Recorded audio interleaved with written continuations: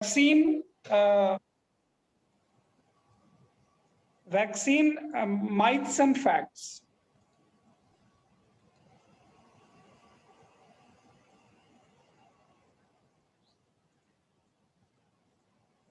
Sir फिर mute हो गया सर आपका।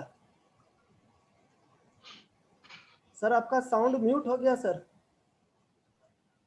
हाँ सर अब अनम्यूट हो गया। जी सर जी सर। कुछ प्रॉब्लम हो जा रहा है।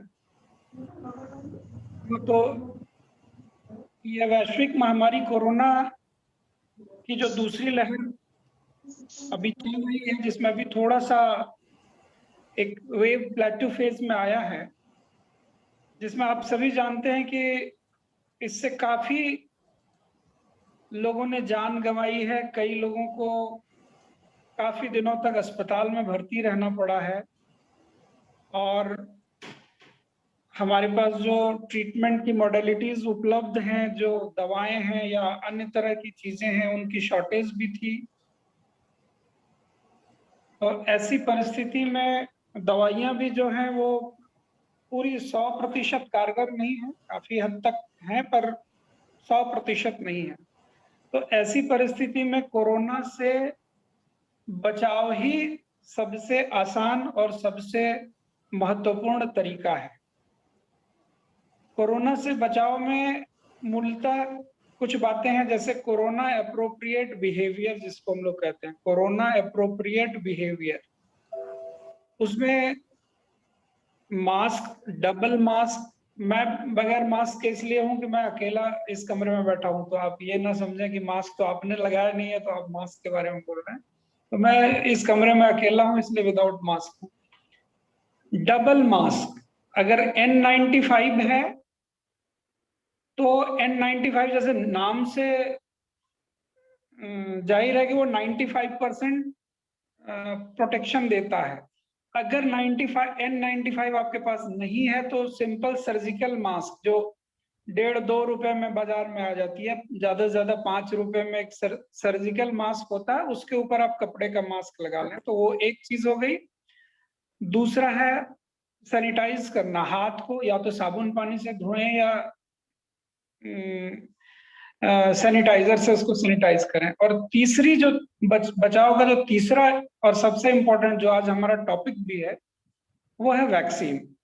आप सभी जानते हैं कि हमारे देश में 16 जनवरी 2021 से वैक्सीनेशन प्रोग्राम शुरू हो गया हमारे देश में, और हमारा देश वैक्सीन बनाने वाले देशों में अग्रणी था। लगभग यूरोप और अमेरिका जैसे कुछ देश और फिर हमारा देश, यही हम लोग वैक्सीन बनाने में आगे थे। और 16 जनवरी 2021 से हमारे यहाँ वैक्सीनेशन प्रोग्राम शुरू हुआ। पहले फेज में जो फ्रंट लाइन वर्कर्स थे, जो हेल्थ वर्कर्स थे, और दूसरे जो फ्रंट लाइन वर्कर्स थे, वहां से वैक्सीनेशन की शुरुआत हुई। फिर 60 साल के उम्र वाले लोगों की हुई, अभी 45 साल से उम्र फिर ज्यादा वालों की हुई, और अभी 18 साल से ज्यादा उम्र के सभी लोगों को वैक्सीन लगाने के लिए सरकार लोगों में जागरूकता भी फैला रही है, बता रही है। लेकिन इस बीच में कुछ भ्रांतियां वैक्सीन को लेकर काफी फैली हैं समाज में। क्योंकि आज सोशल मीडिया का जमाना है, उसका एक फायदा यह है कि हम लोग अपने अपने घरों में बैठकर एक दूसरे से बात भी कर रहे हैं, तो ये फायदा है। और नुकसान यह है कि तमाम तरह के सोशल मीडिया प्लेटफॉर्म है, फेसबुक है, व्हाट्सएप है, उस पर तमाम तरह की गलत जानकारियां भी आती हैं, या जानकारी के अभाव में भी आती हैं, और कई बार किसी मैलाफाइड इंटेंशन से भी आती है। तो काफी कुछ भ्रांतियां लोगों में हैं कि वैक्सीन लगाएंगे तो तबीयत खराब हो जाएगी, वैक्सीन लगाने से लोगों की डेथ हो गई है, वैक्सीन लगाने के बाद भी लोगों को बीमारी हो जा रही है, तो वैक्सीन का फायदा क्या है। और सबसे बड़ी चीज है कि भ्रांति भी है और डर भी है लोगों में। ये डर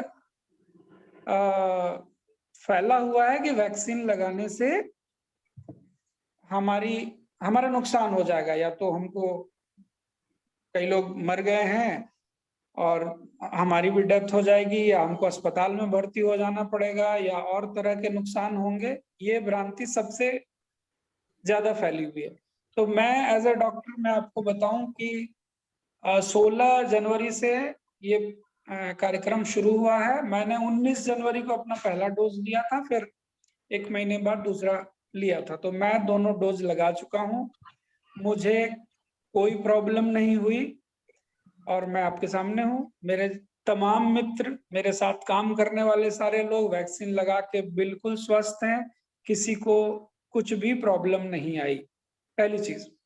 तो इस बात को लेकर, क्योंकि आप कॉलेज के विद्यार्थी हैं और भी तमाम प्रबुद्ध लोग जुड़े हुए हैं इस मंच पे, तो मैं आप सबों से ये आग्रह करता हूं, क्योंकि ये आप जहां रहते हैं वहां आसपास ये बात फैला सकते हैं, लोगों को समझा सकते हैं। अभी आपने देखा होगा कि रेडियो, टेलीविजन वगैरह पे ऐड के तौर पे भी आने लगा कि भाई वैक्सीन लगाना जरूरी है, वैक्सीन से कोई नुकसान नहीं है, कोई साइड इफेक्ट नहीं है, और वैक्सीन ही बचाव का मुख्य माध्यम है। इलाज तो अगर कोई बीमार पड़ जाए तो इलाज बाद की चीज है। ये है पहला, तो हमारा ये मकसद होना चाहिए कि हम बीमार ही ना पड़े, कोरोना हमको हो ही ना। तो उसके लिए 3 चीजें मैंने आपको बताई: कोविड अप्रोप्रिएट बिहेवियर, जो भीड़ भाड़ से बचना, मास्क लगाना, सैनिटाइजेशन और वैक्सीन। तो वैक्सीनेशन हमारा टॉपिक है।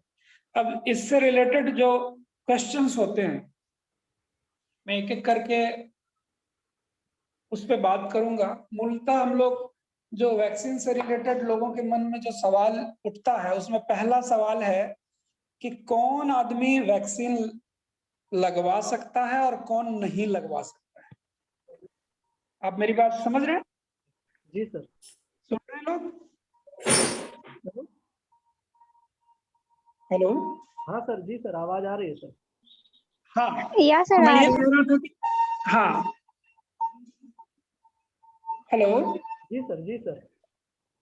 जी सर, आ रही है आवाज। एक चीज समझ लीजिए कि किसको किसको वैक्सीन नहीं लगवाना है। हेलो। जी सर, आ रही है। Yes sir. हाँ मैं बोल रहा हूँ, लगवाना है सर। किसको वैक्सीन नहीं लगवाना है, अगर आप इसको समझ लीजिएगा तो आप ये समझ जाइएगा कि बाकी जो लोग बच जाएंगे सबको लगवाना है। तो किसको नहीं लगवाना है ये समझ लीजिए। पहली चीज, कोई गर्भवती महिला है उसको वैक्सीन नहीं लगवाना है। अभी तक की जो रिपोर्ट है, जो सरकार का गाइडलाइन है, जो रिसर्च के बेसिस पे जो कुछ भी है, गर्भवती महिला को वैक्सीन नहीं लगवाना है, नंबर 1।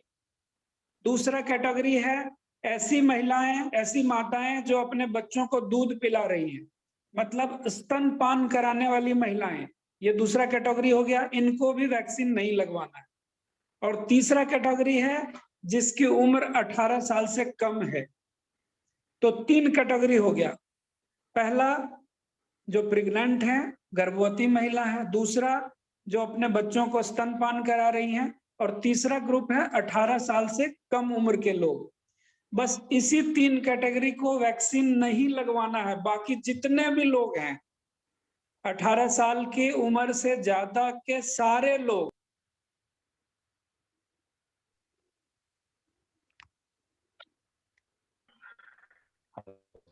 शुगर पेशेंट को सर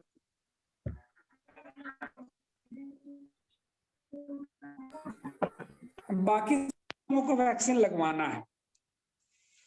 अब कुछ लोग ये सवाल उठाते हैं कि मान लीजिए हमको कोई बीमारी है,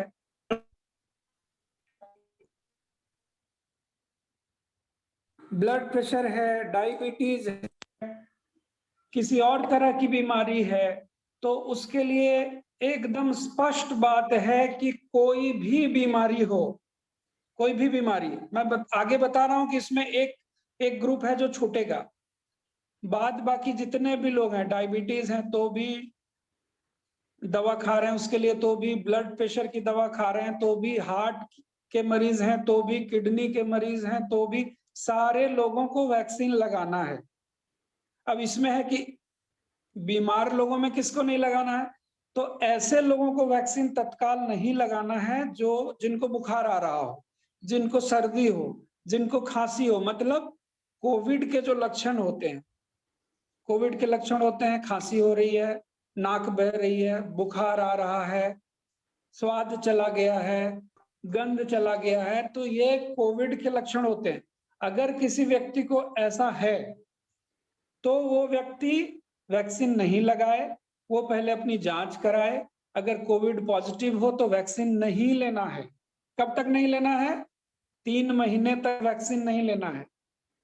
अगर कोविड वाला लक्षण है तो, या कोविड पॉजिटिव आ गया आरटीपीसीआर में, या ट्रूनेट वाले जांच में कोविड पॉजिटिव आ गया तो, या को मान लीजिए कि जांच नहीं करा पाए हैं और हमको बुखार है, सर्दी है, खांसी है, स्वाद चला गया है, गंध चला गया है, तो तत्काल के लिए वैक्सीन नहीं लगाएंगे। कब लगाएंगे? 3 महीने का इंतजार करेंगे, 3 महीने बाद वैक्सीन लगाएंगे। ठीक है। एक सवाल और उठता है कि मान लीजिए हमने वैक्सीन पहला डोज ले लिया, अब पहला डोज लेने के 3 महीने बाद दूसरा डोज का अभी प्रावधान है। भारत सरकार का निर्देश है कि पहला डोज जो होगा उसके 3 महीने बाद दूसरा डोज लगेगा। इस बीच में किसी को कोविड हो गया तो, क्योंकि पहला डोज जो है, पहला डोज आपको कोविड से प्रतिरक्षण नहीं देता है पूरी तरह से। दूसरा डोज लगवाने के बाद 70% केस में आप 70 से 80% केस में आप सुरक्षित हैं। तो पहला डोज लगाने के बाद आप बिल्कुल भी सुरक्षित नहीं है। तो पहले डोज के बाद अगर किसी को कोविड हो गया तब वो क्या करे? तब वो दूसरा डोज ठीक होने के बाद, मान लीजिए कोविड हो गया, इलाज हुआ, ठीक हो गए, टेस्ट नेगेटिव आ गया, उस दिन से फिर 3 महीने गिनिए, उस दिन के 3 महीने बाद फिर दूसरा डोज लगेगा। मगर लगेगा, ऐसा नहीं है कि दूसरा डोज नहीं लगेगा। ये एक हो गया। तीसरा है कि भाई हम तो अभी तक वैक्सीन नहीं लिए थे, लेकिन हमको तो कोविड हो गया, तो अब क्या करें? वैक्सीन लगवाएं कि नहीं लगवाएं? अगर कोविड हो गया और आप वैक्सीन का कोई डोज नहीं लिए हैं, वैक्सीन लेना चाहते हैं, तो कोविड से जब आप ठीक हो गए, नेगेटिव हो गया, सारा सिम्टम खत्म हो गया, मतलब आप कोविड से रिकवर कर गए, तो कितने दिन बाद लगाना है? तो 3 महीने बाद लगाना है। क्यों 3 महीने बाद लगाना है? कि एक बार जब आपको इन्फेक्शन हो गया तो जो एंटीबॉडी शरीर में बनता है, जो प्रतिरक्षण क्षमता जो शरीर में डेवलप होती है, जिसको एंटीबॉडी कहते हैं, वो 3 महीने तक, ऐसा अभी देखा जा रहा है, जो रिसर्च में बातें आई हैं कि 3 महीने तक वो बॉडी में रहेगा। तो 3 महीने तक वो आपको प्रोटेक्ट भी करेगा कोरोना से। और फिर दूसरा डोज जो है वो बूस्टर की तरह, जो आप बीमार होने के बाद 3 महीने बाद लेंगे, तो वो बूस्टर के तौर पे काम करेगा। ये बात हो गई। एक सवाल ये उठता है कि कौन सा वैक्सीन लगवाएं। अभी जो हमारे यहाँ भारत में उपलब्ध है, एक तो कोविशील्ड है, दूसरा कोवैक्सीन है, और तीसरा एक रशियन वैक्सीन जो आया है अभी, हमारे स्टेट में अभी नहीं है, लेकिन कुछ राज्यों में स्पुतनिक वी जो है, वो तीसरा वैक्सीन है, वो भी उपलब्ध है। तो आप जहां कहीं भी रहते हैं, जो नजदीकी सेंटर है, वैक्सीनेशन सेंटर है, वहां आप पता करें, जो कोई भी वैक्सीन उपलब्ध हो आप किसी को भी ले सकते हैं। सारे वैक्सीन जो है बिल्कुल निरापद हैं, लगभग एक जैसे हैं, 70 से 80% सुरक्षा देते हैं। एक सवाल और भी लोग करते हैं कि भाई फला आदमी तो दोनों डोज लिए थे, वैक्सीन का दोनों डोज लगवा लिए थे, फिर भी कोविड हो गया। फला आदमी तो दोनों डोज ले लिए थे, फिर भी उनका डेथ हो गया। तो इसको समझने की जरूरत है।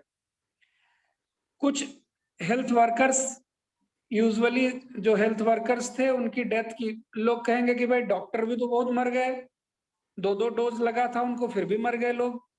काफी केसेस ऐसे आए हैं जिसमें लोगों की डेथ हुई है। तो डॉक्टर्स के या फ्रंट लाइन वर्कर्स के मामले में क्या होता है कि एक तो उनका एक्सपोजर ज्यादा होता है। डॉक्टर्स हमेशा मरीजों के बीच में ही रहते हैं लगभग, कोविड पेशेंट के बीच से उनका ज्यादा वास्ता होता है, तो उनका एक्सपोजर ज्यादा है, उनको होने की संभावना है। लेकिन ये बात भी सही है कि पिछले साल जब वैक्सीन नहीं आया था, तब जितने डॉक्टर्स की डेथ हुई कोरोना से, वैक्सीन लेने के बाद इस साल डेथ की संख्या कम है, पहली चीज। दूसरी चीज, 2 वैक्सीन लगाने के बाद जिनका डेथ हो गया, उनमें बहुत सारी कोमॉर्बिडिटीज थी, अन्य कारण भी थे जिनकी वजह से डेथ हुआ। तो आप इस बात से मत ये करिए कि अरे दोनों डोज तो लोग लिया उसके बाद भी डेथ हो गया, तो क्या फायदा है वैक्सीन लेने का। बिल्कुल नहीं।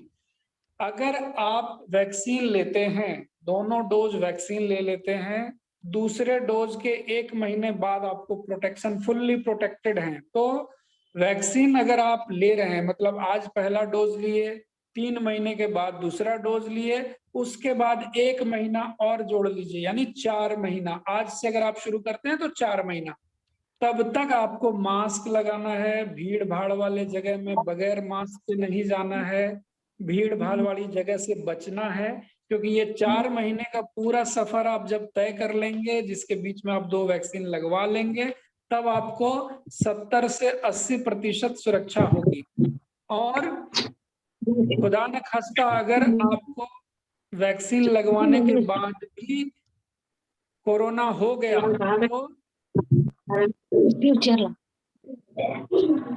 अगर कोरोना हो भी गया तो हॉस्पिटलाइज होने का चांस बहुत कम रहेगा, वेंटिलेटर पे जाने का चांस बहुत कम रहेगा, हल्का फुल्का बुखार आएगा और फिर आप स्वस्थ हो जाएंगे। इसलिए वैक्सीन हर हाल में जरूरी है। एक चीज होता है कि वैक्सीन लेने के बाद तबीयत खराब हो जा रही है लोगों की, ऐसी भी भ्रांति है। लेकिन आप अपने आसपास ही 10 से लेके 20 लोगों का सर्वे कर लीजिए जो लोग वैक्सीन लगाए हैं, आपके पास पड़ोस के मोहल्ले के लोगों से। आप फेसबुक पे मत जाइए, व्हाट्सएप पे नहीं जाइए, आप पास के 10 लोगों का डाटा ले लीजिए कि 10 लोग वैक्सीन लगवाए थे, इस 10 में कितने लोगों को बुखार आया, कितने लोगों को तबीयत ज्यादा खराब हुई, कितने लोगों को हॉस्पिटलाइज होना पड़ा। आपको मुश्किल से 10 में तो शायद कोई ना मिले। अगर आप 50 लोगों का सर्वे करेंगे तो पता चलेगा कि 1 आदमी को बुखार आया या 2 आदमी को बुखार आया। 100 लोग का सर्वे करेंगे तो पता चला कि 1 आदमी को हॉस्पिटल जाने की जरूरत पड़ी। और पूरे देश में मरने वालों की संख्या जो है, पूरे देश में आप समझ लीजिए 135 करोड़ की आबादी का देश है, उसमें आज की तारीख में लगभग 20 से 25 करोड़ लोगों को पहला डोज मिल चुका है। इसमें भी मरने वालों की संख्या जो आप देखेंगे तो बहुत ही कम है। जहां 135 करोड़ की आबादी का हमारा देश है, वहां मुश्किल से वैक्सीन लगवाने से अचानक से कोई ये हो गया हो, इस तरह की कोई दुर्घटना हो गई हो, ये एकदम नगण्य है। इसलिए आप व्हाट्सएप पे, फेसबुक पे होने वाले दुष्प्रचार पे बिल्कुल मत जाइए। आपके अगल बगल के जिन लोगों ने लगाया है उनसे पूछिए कि आपको कोई दिक्कत हुआ, वो बताएंगे हमको कोई दिक्कत नहीं हुआ। ज्यादा से ज्यादा क्या होता है, बुखार आ सकता है, बुखार आ जाएगा, पैरासीटामोल ले लीजिए। आप देखिए छोटे छोटे बच्चों को इतना सारा वैक्सीन लगाया जाता है, बीसीजी का टीका लगाया जाता है, डीपीटी का लगाया जाता है, पोलियो का लगाया जाता है। हर बच्चे को थोड़ा बहुत बुखार आता है, लेकिन किसी को कोई ज्यादा नुकसान नहीं आता है। तो वैक्सीन लेने के बाद बुखार आना बहुत सामान्य सी बात है। वो भी कोरोना वाले वैक्सीन में बहुत कम लोगों को ये बुखार उखार भी आ रहा है। तो बिल्कुल डरने की बात नहीं है। किसी को अगर बुखार भी आ जाता है तो पैरासीटामोल लेगा, बस बुखार उतर जाएगा। 1 दिन ज्यादा से ज्यादा बुखार आ सकता है। तो एकदम भ्रांति नहीं पालें। और सरिया कॉलेज के प्रिंसिपल साहब ने ये मीटिंग, जो जूम मीटिंग रखा भी है, इसी उद्देश्य से रखा है कि लोगों में इस बात की जागरूकता फैलाई जाए। मैं एक जिम्मेदार नागरिक के तौर पे, एक चिकित्सक के तौर पे आपको ये आश्वस्त करता हूं कि वैक्सीन लगाने से किसी भी तरह का नुकसान नहीं है।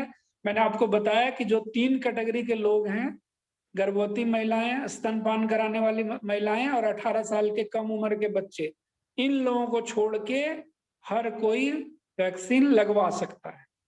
एक सवाल और उठता है कि हमको हार्ट का बीमारी है, हम तो खून पतला करने वाला दवा खा रहे हैं, तो हम लगवाएं कि नहीं लगवाएं? तो इसका जवाब ये है कि इसमें दो तरह की चीज होती है। एक ब्लड थिनर होता है, एंटी प्लेटलेट एजेंट, जैसे एस्पिरिन है या क्लोपिडोग्रेल जैसी दवा है, तो उसको आप ले रहे हैं तो बिल्कुल भी आप वैक्सीन ले सकते हैं, कोई दिक्कत नहीं है। अगर आप एंटी कोआगुलेंट लेते हैं, जैसे कोई एसिट्रोम नाम की दवा किसी को चलती है, किसी को भाल्व का दिक्कत है या किसी को भाल्व चेंज हुआ है, मान लीजिए हार्ट का भाल्व चेंज हुआ है, उसको एसिट्रोम जैसी दवा चलती है, तो उसमें पीटीआईएनआर कराने की जरूरत होती है। अपने डॉक्टर से आप मिलके सलाह लेके और आप भी वैक्सीन ले सकते हैं। एक हीमोफीलिया नाम की बीमारी होती है जो बहुत रेयर है, उस कंडीशन में नहीं लेना होता है।